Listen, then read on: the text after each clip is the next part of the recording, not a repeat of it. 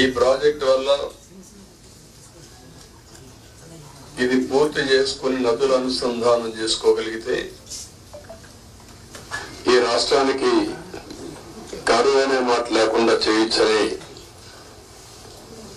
విధంగా మనం ఆలోచించి ప్రాజెక్టు ముందు తీసుకుపోయాం. ఆ రోజు కూడా చాలా దూరదృష్టితో నాకుండే అనుభవంతో ఎన్నికలైనాయి 2014లో. ఇక్కడ తెలుగుదేశం పార్టీ గెలిచింది, బీజేపీ తెలుగుదేశం పొత్తున్నాం. ఢిల్లీలో ఎన్డీఏ వచ్చింది. నేను మొట్టమొదటిసారిగా రిక్వెస్ట్ చేసింది, ఎందుకంటే నేను విజువలైజ్ చేశాను కాబట్టి 7 మండలాలు తెలంగాణలో ఉన్నాయి, కరువుకి ముంపు గురయ్యే మండలాలు. ఆ 7 మండలాలు కానీ మనకి ఇవ్వకపోతే 2 రాష్ట్రాలు జూన్ 2వ తారీఖున నోటిఫై అవుతాయి.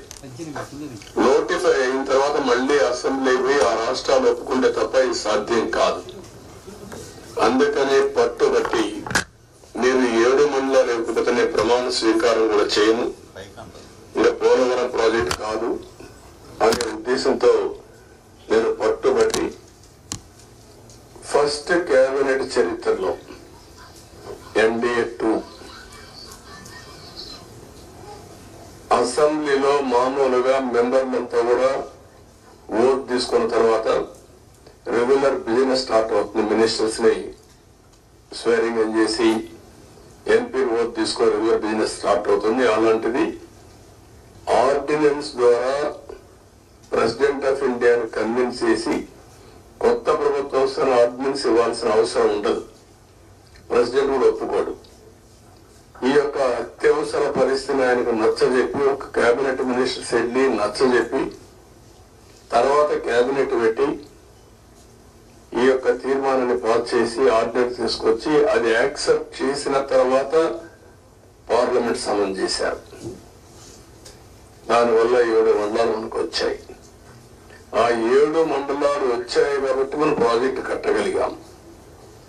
అప్పటికే ఈ ప్రాజెక్ట్ చాలా, ఒక మాటలో చెప్పాలంటే అనేక సంక్షోభాలు ఎదుర్కొంది. 2500లో ఈ ప్రాజెక్ట్ రాజశేఖర రెడ్డి గారు ప్రారంభించడం, అప్పుడే అవకతవకలు చేయడం, కాంట్రాక్టుల్ని క్యాన్సిల్ చేయడం, అక్కడి నుంచి ప్రాజెక్టు ఆటకెక్కడం, అక్కడి నుంచి వాళ్ళందరూ కోర్టులకు వెళ్ళిపోవడం, ఇక్కడ కూడా land acquisition project central place లో ల్యాండ్ ఎక్విజిషన్ చేయాలంటే వాళ్ళు కోర్టుకు వెళ్ళడం, right main canal left main canal కాలువలు తవ్వాలంటే వాళ్ళు కోర్టులకు వెళ్ళిపోవడం, ఎన్ని లిటిగేషన్లు పెట్టాలో అన్ని లిటిగేషన్లు పెట్టి 2014 కంటే ముందు కిరణ్ కుమార్ రెడ్డి ముఖ్యమంత్రి అయిన తర్వాత టెండర్లు పిలిచాడు. అది కూడా కోర్టుకు పోయి గందరగోళం అయ్యి తర్వాత ఫైనల్ గా అన్ని కోర్టులు వెకేటే వచ్చింది. ఆ సమయంలో విభజన జరిగిన సమయంలో ఇది నేషనల్ ప్రాజెక్ట్ గా విభజన చట్టంలో పెట్టారు. ఇన్ని నానా అవస్థలు పడి ప్రాజెక్టు ఇప్పుడే కాదు, ఈ ప్రాజెక్టు కన్సీవ్ చేసి చూస్తే 1940లోనే కన్సీవ్ చేశారు బ్రిటిష్ వాళ్ళు.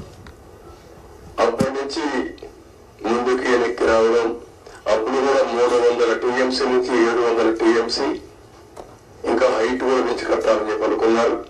కడాను మనకు వచ్చింది చూస్తే 45.72 మీటర్ల దీంట్లో కట్టినప్పుడు 194 టీఎంసీ ఆఫ్ వాటర్ స్టోర్ చేసేట్టుగా మనం దీన్ని పెట్టుకున్నాం. అంటే 194 టీఎంసీ వాటర్ పెట్టుకుంటే 320 టీఎంసీ ఆఫ్ వాటర్ వాడుకునే అవకాశం వస్తుంది. ఫ్లడ్ వాటర్ వచ్చినప్పుడు ఈ రిజర్వాయర్లు పంపించి అన్ని చేసే అవకాశం వస్తుంది. ఈ ప్రాజెక్టు చూస్తే ఉత్తరాంధ్ర గాని ఈ యొక్క ఈస్ట్ వెస్ట్ గోదావరి, కృష్ణా, గుంటూరు, ఒక మాటలో చెప్పాలంటే ఇవన్నీ కానీ సక్రమంగా వాడుకుంటే రాయలసీమకు కూడా కరువు ప్రాంతమైన రాయలసీమకి ఇక్కడ గోదావరి నీళ్లు వాడుకొని కృష్ణా వాటర్ వాళ్ళకి ఇచ్చే అవకాశం ఉంటుంది. అవసరమైతే భవిష్యత్తులో అన్ని సహకరిస్తే గోదావరి వాటర్ కూడా రాయలసీమ కూడా వేసే అవకాశం వస్తుంది. ఇది 15 lakh cusecs of water discharge, highest ఇది స్పిల్వే మీద. 3 గ్యార్జెస్ ఉంది చైనాలో, దానికంటే ఎక్కువ. అది ప్రపంచంలో ఒక పెద్ద సక్సెస్ స్టోరీ.